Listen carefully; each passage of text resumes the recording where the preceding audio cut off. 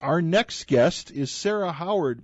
Sara Howard graduated from Louisiana State University with an honors degree in math and astronomy. She worked as an aerospace engineer on the Saturn V during Apollo. Sara's first book, Something Funny Happened on the Way to the Moon, is a lighthearted autobiography of Sara both before and after her experiences working on Apollo.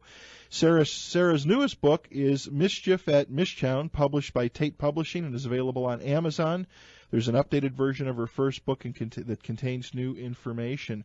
Sara is one of the only two women who were engineers on the first stage of the Saturn V rocket. She worked at the I believe it's pronounced Michoud Assembly Facility, MAF, near New Orleans in the 1960s. Sara is a very interesting person. She sent me so much information. So without any further delay, let's go ahead and get her on the line. Sara, good evening. Welcome to K-Talk and the Fringe Radio Show. Thank you, Pat. Well, thank you for being here. Well, I'm very honored. I'm going to enjoy this one. Well, we're going to have some fun, but we're going to get educated. Good. So I scratched a little bit of the surface of your bio. Why don't you tell our listeners, give us the backstory. How did you, maybe give us a little bit of your life history. How did you end up working on the Saturn V rocket? How did this all come together for you? Well, I was a little girl with big dreams. I'm an only child, have no brothers and sisters, and my dad got me really interested in astronomy, and I formed an astronomical society in Shreveport, Louisiana, which is still active today. We built, with the help of many people, one of the finest amateur astronomical observatories in the country of its time. But in 1961, I saw President Kennedy's speech about going to the moon, and I told myself, I'm going to be part of that. Well, back in the 60s, women were supposed to be barefoot, pregnant, and cooking all the time. Do that. So anyway, after I graduated from college in 1965, I received a telephone call from one of my friends in New Orleans. I wasn't there yet. She said, Sara, get down here. They are hiring for Apollo. So I got in my car and zoomed down there as fast as I could. Now, back then, it was hard for women to get in scientific jobs. And there just weren't many women who went to college and majored in mathematics. Anyway, I went down there and put my application in, which was a real pain. It was 12 pages, both front and back, wow, of your history.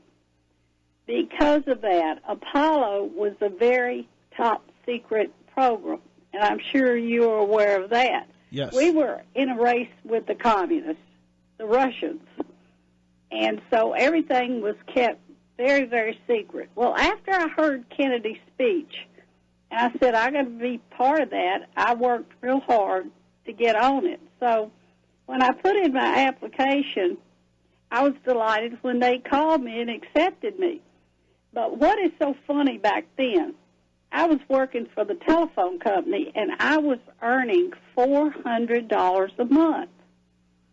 So I thought that was a pretty nice salary. Well, yeah. And when I went to, by the way, it's pronounced Michoud. Okay. And it's right outside of New Orleans. And I went there to put in my application, and we were investigated up one side and down the other. Well, after a while, I got a telephone call from the personnel office, and they said, we would like to offer you a job, and we will pay you $800 a month. I like to fainted. That was a big bunch of money back then. So that's where I started in 1965, and I worked through half of 68. And it was the best job I have ever had in the world. Wow, that's unbelievable. Even back then, that's true. I mean, probably the biggest thing, Sara, was to make sure that you weren't some sort of spy trying to get into the space program. That's laughable because not many women were spies. Well, I did hear this now. I mean, maybe you did too. I don't know if this is just if it's just more hearsay, but it is interesting over the years as far as spies, especially going to Russia. One thing I've read about on several occasions is there were some celebrities that supposedly were spies. Julia Child was supposedly a spy, and I think the thing that kind of started that, if you remember years ago, remember the old Gong Show? Oh, yeah. Chuck Barris, of course, there was a movie made about it. He claimed to have been an assassin for the CIA, and you kind of laugh about these things, and I thought they were funny, especially thinking about these programs. But back in those days, some of these actors really had carte blanche as far as being able to move anywhere they wanted and rove anywhere they wanted all over the world. And I don't know, maybe there was a little bit of truth to some of this stuff. Well, in our facility, and I'm sure all the others, remember, there were 400,000 people working on Apollo. It took us 8 years to get to the moon. I have had a lot of jobs since then. I've worked about 30 years, and never was security as tight as it was in all of Apollo. It was very, very secure. When we came to work, we had assigned parking places. We had to show our badges. When we came to the gate, we were all searched. The women's purses would be gone through. They would go through everybody's pockets. And if anything forbidden was found, you were immediately dismissed. Really? I mean, it was dead serious. World War II, of course, was over, and people still remembered a lot of what went on during World War II. So I can't explain enough of how tight security was. And realize during Apollo, there were facilities all over this country, from coast to coast and border to border. And they are still there to use. Still used today. NASA, contractors like Boeing, North American Aviation, tons of contractors. Because NASA, back then, was a small entity. It wasn't anywhere near as big as it is now. So they had to hire. NASA had to hire 23,000 contractors who hired 400,000 people. Wow. Can you imagine the security problems they may have had with all those many people? Had to be unbelievable. But guess what? I don't think we had a leak. Wow. Very interesting. Very interesting. When you went down there to apply, Sarah, did you know what you were applying for? No. They didn't even tell me till I got hired. I didn't know. I just wanted to work. Right, right. And you wanted to do something with space. Absolutely. Amazing. Absolutely amazing. So let's talk a little bit about this. I mean, I'd like to get into the things that you've done, but I guess something that I'd like to ask first of you, that we've had a lot of different engineers and professors and people associated with JPL and different places. What do you think of the space program today in NASA and the state it's in? It seemed like to me it was the glory days for so many years. I mean, going to the moon, putting men in orbit, the space shuttle program. And I know, the economy, of course, has really hurt so much of this program, and NASA is such a big machine. But it seems like we've got a lot of dreams, but just nothing's really happening. I know that SpaceX is doing a lot of things. There's some other private companies out there that are stepping up, but it seems like the space program just has come to a dead halt. No, it hasn't. But I'll tell you what's happened to NASA over the years. It's become very political. Okay, let's get your views. And, well, I really don't have much opinion. All I do is listen to people that want to talk to me and tell me things. And there's so much time between Apollo and even the shuttle. Now, the shuttle was a great program, but there are a lot of scientists I know, and one of them is Neil deGrasse Tyson, who is the host of the new Cosmos. He said to me, why are we mucking about in low Earth orbit when we could be on Mars and other places? And he said that many years ago. And he was absolutely right. I mean, the space station has a good thing. It's a good thing. They've done a lot of experimental things. But we need to move on. I mean, I feel mankind, the future, we are headed for the stars. And the quicker we can get it going, and it's gonna include everyone on Earth. I mean, just think of this. This is a phenomenal idea. We had Christopher Columbus, who sailed into the unknown with all the dragons out there in the ocean. Right, right. We don't know what we're going to find at the stars, but it's so cool. And we've got our space-based telescopes, and they're wonderful. They're all online. You can get in online on their websites and look at their images, especially the Hubble. I don't have a sense of depression. We are going forward. There's a lot of stuff happening behind the scenes that the public does not know. Right. But that's fine. They don't need to know unless they want to go work for a contractor. Then they can go find out what's going on. But I don't see, it's not secrecy. I tell you what it is. Congress. Yeah. And if people don't know how much Congress interferes with common, commerce and private enterprise doing things, they would love to have their fingers in every pie. Yeah, very true. Very, very true. So when you got hired on, what were you put on the Saturn V project immediately? Yes. In fact, unbeknownst to me until later, they were looking for anybody to be hired, and we were called a systems test engineer. I'll tell you what that is in a minute. Okay. They were looking for other women. Personnel kept asking me, Sarah, don't you know any other women that we could hire? No.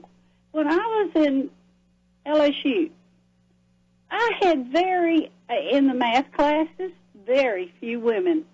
And I was sad because math is not that hard.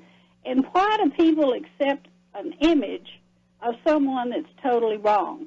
Like women are stupid, they need to be at home barefoot and pregnant and over the cook stove.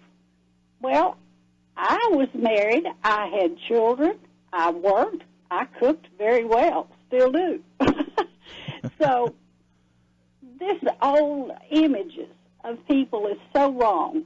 And I think today more and more they're seeing that women are very skilled. They can do things very well now. But back then, I even applied for the Naval Academy after I graduated from high school, and they laughed me out of the auditorium. Oh, we don't take women. But they said that a lot of times. And when the shuttle program started accepting women, I was delighted. And I'm sure you saw Gravity. Yes. That was a very good movie, by the way. But it was just hard to hire anyone back then because there just were not many women taking classes in science, astronomy, physics, mathematics. There just weren't any. A lot of women that I went to 5 colleges and universities at different times because I loved to learn. And most of the women were out looking for a husband. And, that old thing was really true. You were out looking to build a rocket, and you did. Right. So let's talk a little bit about the Saturn V. Now, this was when you started there, when you went there, were you an employee of NASA or were you an employee of a different company or a private? How did that work? Okay, NASA did not have the facilities, the personnel to do hardly anything. So they, in turn, hired contractors. Okay. Just like in the shuttle program, Apollo was headed by Boeing. Boeing's done it all. One of the best employers I've ever worked for. They were excellent. But they, in turn, Boeing, North American Aviation, there's a bunch of them I have a list of, but they were the main contractors. Boeing led not only the Apollo program, they were the main contractor on the shuttle. And they're doing something else right now, but I won't get into that. But anyway, Boeing is an excellent employer, very good at what they do. And because of the contractors, we had good jobs. On my scientific jobs that I had, I always worked for a contractor. And I never, thank God, worked for the government. Interesting. So you worked. So when you showed up there, and the Saturn V rocket, obviously you knew you were going to be building something to put people on the moon. Correct? Was that what the Saturn V was? Was that its ultimate goal, was to get us to the moon? Well, of course, but with the facilities scattered all over the country, where I worked right outside of New Orleans at the Michoud plant, we were building the first stage and part of the second stage. But in California, North American Aviation was working on the second stage.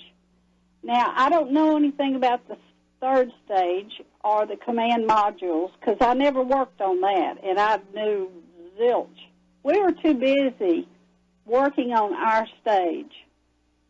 The first stage is huge. It is so enormous. If you see one, you would be stunned. A person standing next to it would be a little speck. It is so big. I have the, let's see, I think I have the dimensions here. Mm-hmm. But if you looked at it, any picture, you'd see it's a city block long. It is, let's see, where were the, I'm looking, I don't have these memorized, how big it was, but it's huge, and I've got tons of pictures. Anybody can go online on a NASA site and look for the S1C stage or first stage of the Saturn V, and they can see a picture of it. Right. What it said, with the documents you sent me, which I found interesting, again, to look at the overall size, it's 300,000 pounds, 33 feet around, and 140 feet tall. Right. And that's just the first stage. Right. The Saturn V itself, when it's all put together in a stack, it's taller than the Statue of Liberty. Wow. And it's also taller than the Florida State Capitol building, which frosts them no end. I love it. I have friends that worked at the Cape, and they told me some great stories. Every time they had a launch, my friend worked as a secretary in one of the other buildings, and it was so loud and so tremendous that all the ladies would dive underneath their desk thinking that the windows were all going to shatter. But guess what? They never did. Wow. Wow. Did they did they fire, Sarah, did they test fire all the different stages independently? Absolutely. And then when they finally got the entire Saturn V put all together, and they did a test launch. Well, they did several of them, and everything worked perfectly, I'm proud to say. These people that worked on the Apollo were geniuses. There's no other way to put it. They were the smartest people I have ever worked with, and all of them were wonderful. Now, I don't know. See, we were very compartmentalized. I don't know if I'm saying this right. But everyone was on a team. Mm-hmm. And what they did was separate from what we did. And I don't know how many teams were there because I didn't even think to count them. I really didn't care. But we did our jobs, and that was the important thing. And Boeing said, do the job. And, don't fiddle around, which we didn't. Everybody was so excited what we were doing. Very interesting. If I can ask you, now I don't mean to sound, with a rocket engine, I would assume the Saturn V was fueled with a liquid fuel. Is that correct? Yes, we did RP1 with LOX, which is liquid oxygen, very, very cold. And RP1 is rocket propellant number 1, and that was kerosene. Wow. They got to name all these fancy names, and it's just something every day. So it's pretty funny. But the second stage had a little bit smaller amount. See, we would fill the fuel tanks. The rocket was designed in stages. In other words, when the fuel ran out of our stage, the first stage, it would drop off the rocket. That's called staging. And an interesting thing, when our stage fell off, it fell into the Atlantic. And I'm going to tell you some things about the two oceans. But anyway. Okay. Fell at 38 miles to the ocean.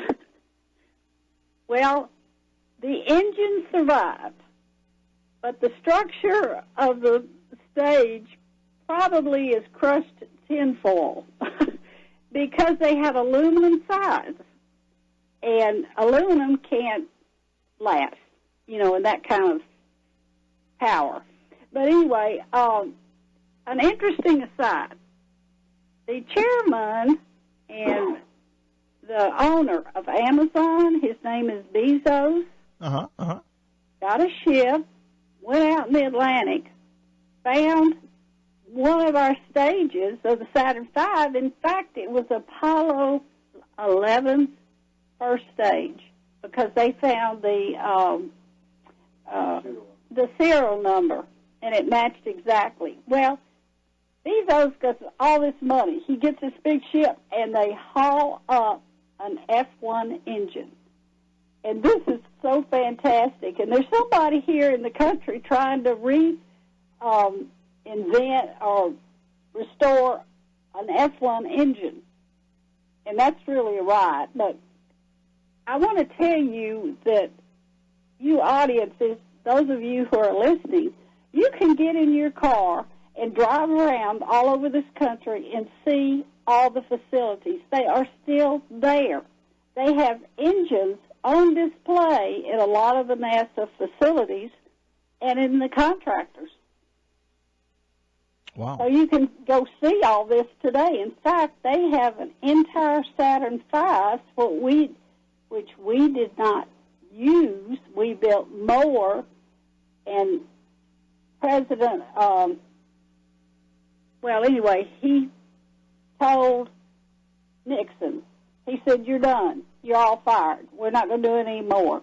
In 1974, I believe, in 74. By then, we were out of money. It cost $24 billion for Apollo, and the public didn't know it. Wow. But Nixon did, so we ran out of money. But the facilities are still there, and they're still used today. Unbelievable. The rocket, Sarah, the first stage, or when the whole rocket is assembled, obviously it's a single.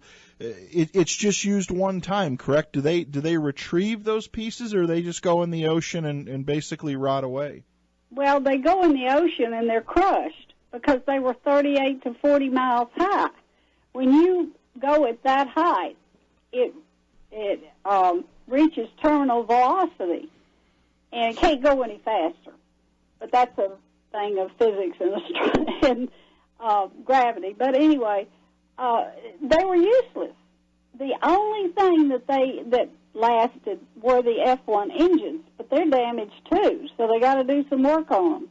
But no, you couldn't reusable anything on Apollo like the space shuttle. In fact, I get a lot of questions of this, but they're nothing like each other. The shuttle's a shuttle, and that's one thing.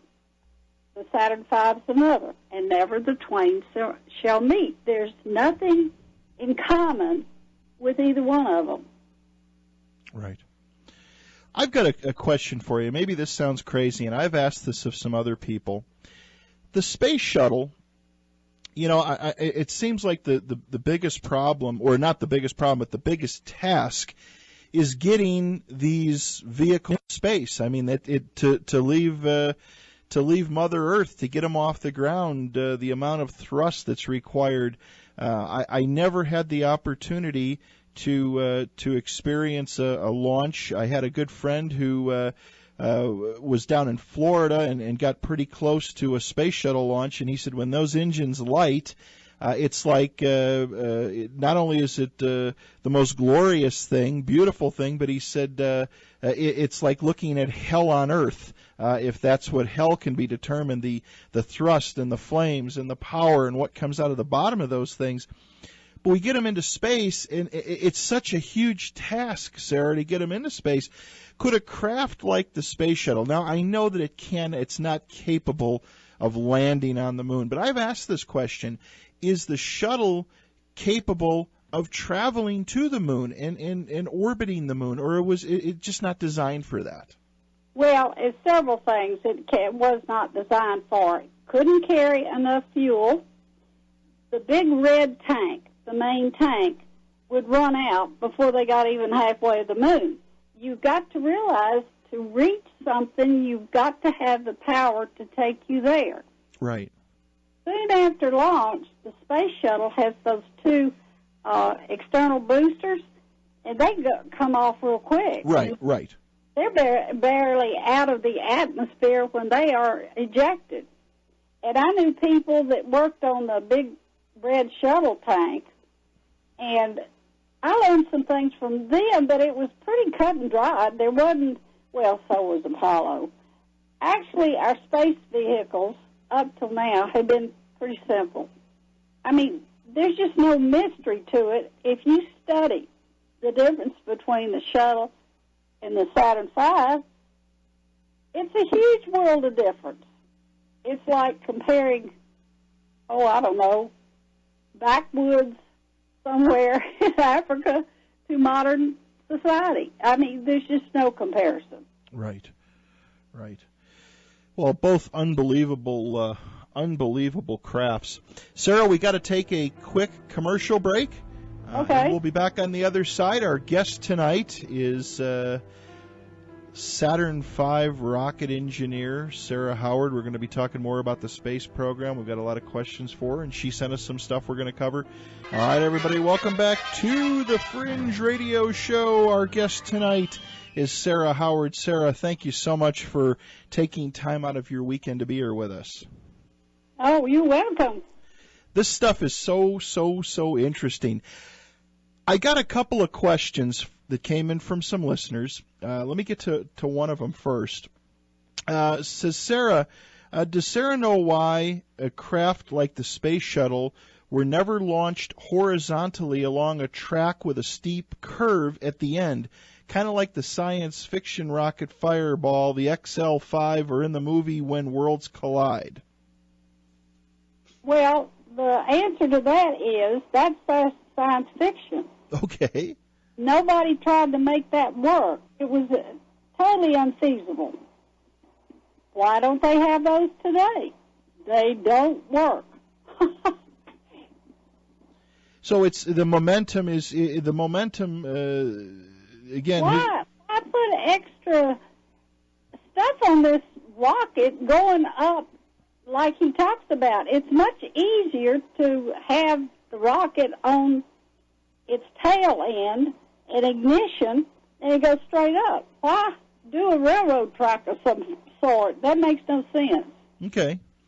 So the momentum, it doesn't really matter. You just need the thrust to get it up off the ground straight in the air. Right. Okay.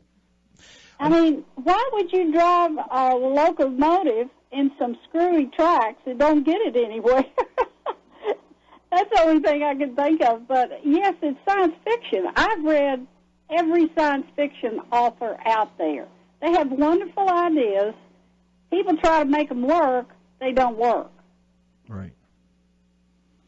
Well, you're the engineers. You guys, you've done it. But there is a lot of interesting theories out there to say.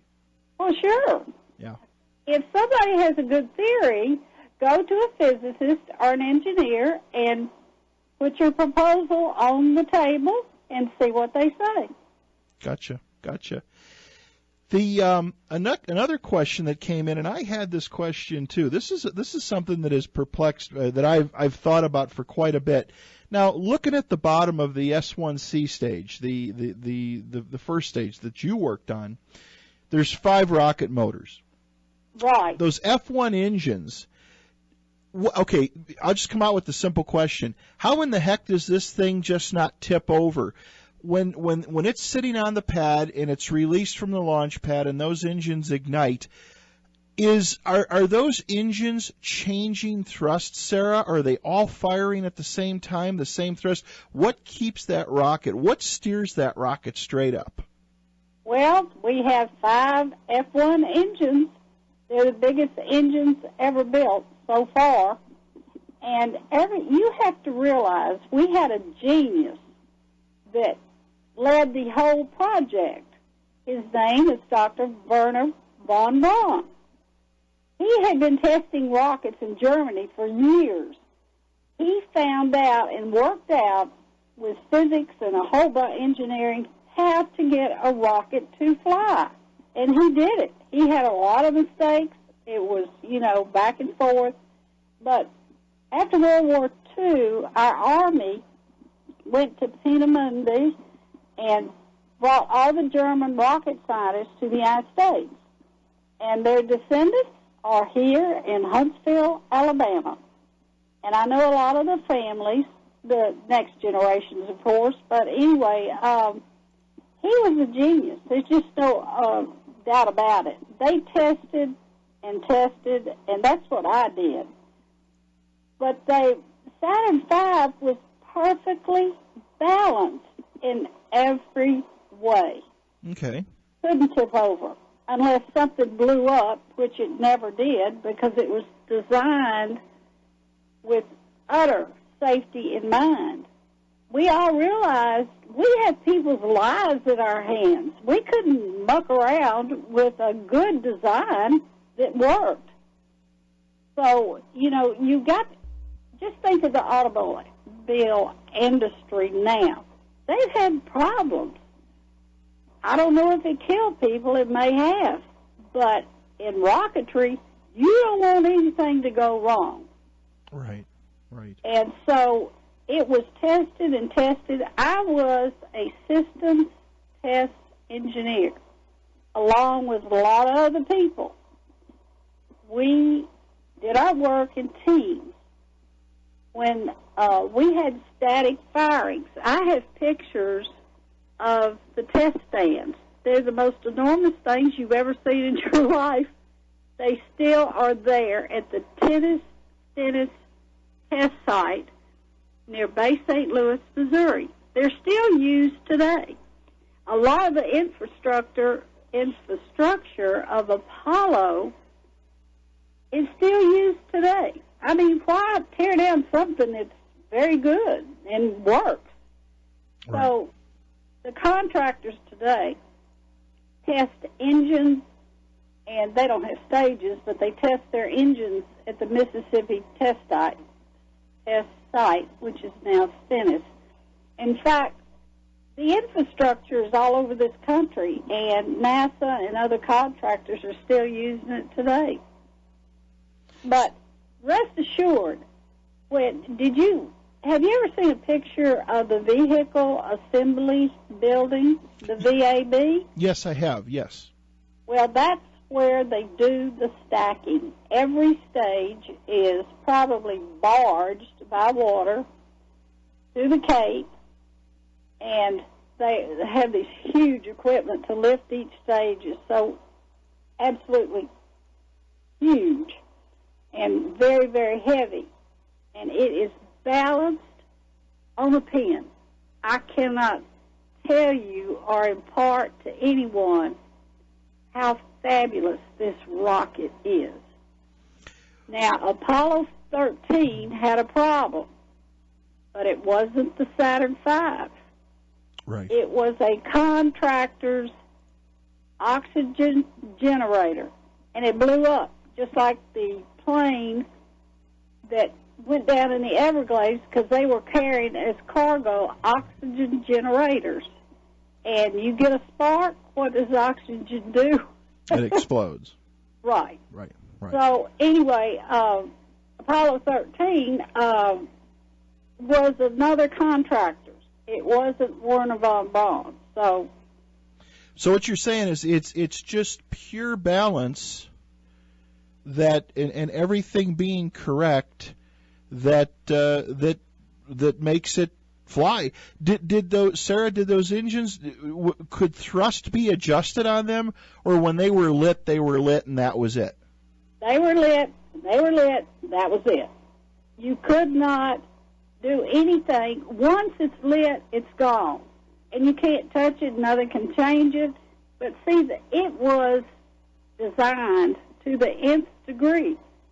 And they had to go through a lot of permutations and to get it the right thing. There was a lot of studying on this. Well, let me tell you, I don't know if you heard Kennedy's speech in 1961 about we were going to the moon. Yes.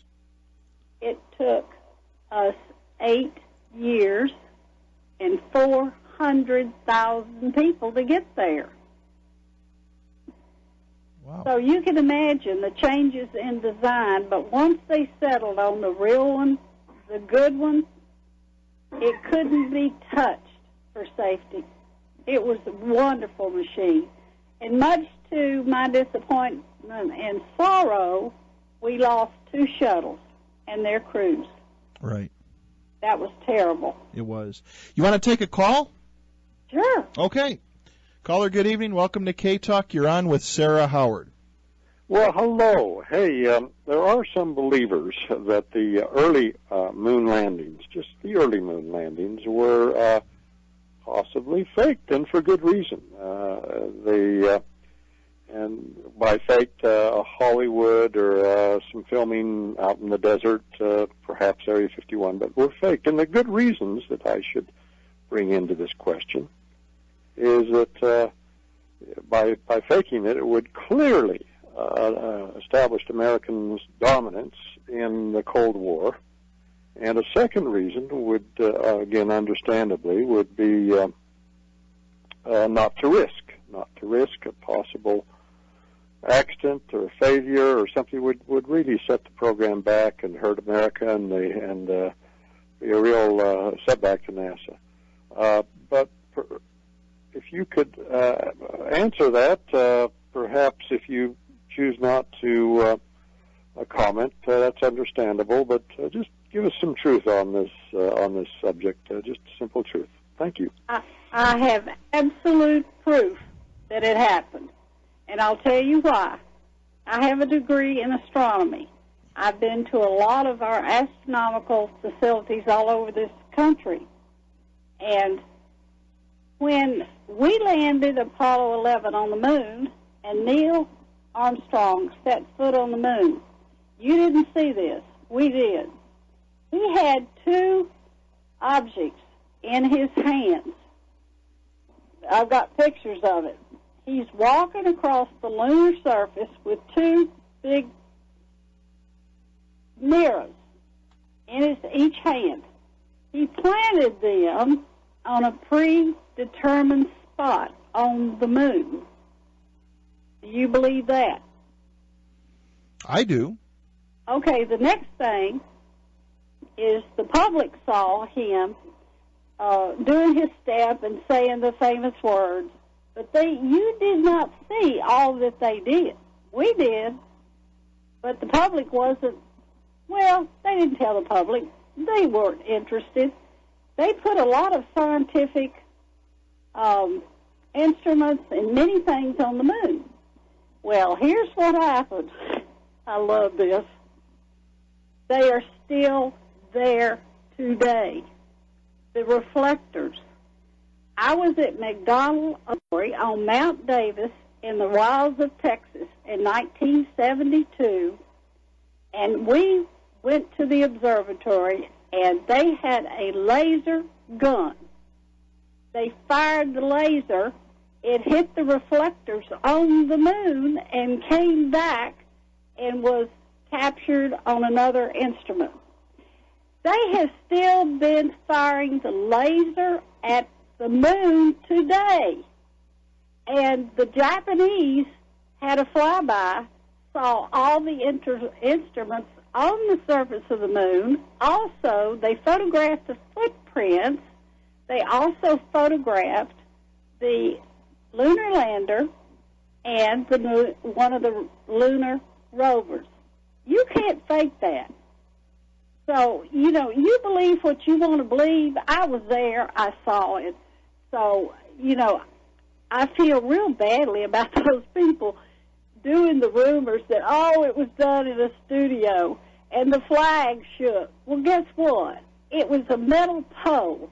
You don't need air to make a flag flap. That's a simple thing of physics.